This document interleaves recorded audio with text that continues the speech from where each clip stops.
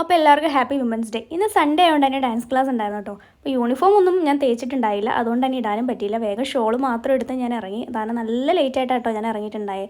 പിന്നെ അവിടെ ചെന്നപ്പോഴേക്കും ആരും അധികം വന്നിട്ടുണ്ടായിരുന്നില്ല, അതുകൊണ്ട് കുഴപ്പമുണ്ടായില്ല.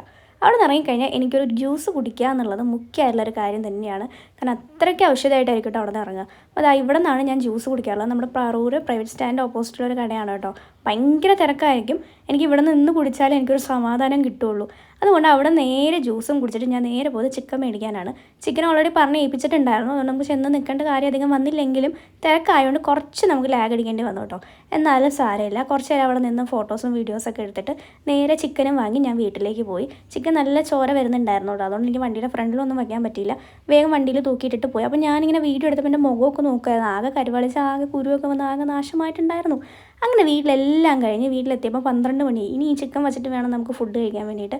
ഞാനല്ലാതെ വയ്ക്കുന്നത് അമ്മയാണ്, അത് വേറെ കാര്യം. അങ്ങനെ ഞാൻ ഇതെല്ലാം വച്ച് ആടി ചെന്ന് നോക്കിക്കഴിഞ്ഞ് അടുക്കള സൈഡിൽ ചെന്ന് കയറിയപ്പോൾ എന്താ കാണുന്ന ഒരാൾ നിന്ന് വലിച്ചു പറിക്കുന്ന എന്താണെന്ന് നോക്കിക്കഴിഞ്ഞപ്പോഴാണ് ചക്ക. എൻ്റെ അമ്മയ്ക്ക് ഈ ചക്ക മാങ്ങ തേങ്ങ എന്നൊക്കെ പറഞ്ഞാൽ ഭയങ്കര പ്രാന്തുള്ളൊരു സാധനമാണ് കേട്ടോ.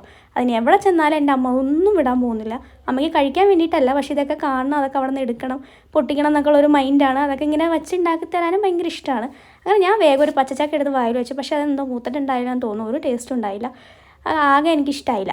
അത് കഴിഞ്ഞ് ഞാൻ അവിടെ നിന്ന് ചെന്ന് കഴിഞ്ഞപ്പോൾ അമ്മ പറഞ്ഞു ഞാൻ ജ്യൂസ് കുടിച്ചു എന്ന് പറഞ്ഞപ്പോൾ ഞാനിവിടെ ഉണ്ടാക്കി വെച്ചിട്ടുണ്ടല്ലോ എന്ന് പറഞ്ഞു. കുഴപ്പമില്ല, ഞാൻ കുടിച്ചോളാം എന്ന് പറഞ്ഞു. അപ്പോൾ ഇത്രയുള്ള video. Tata bye, see U.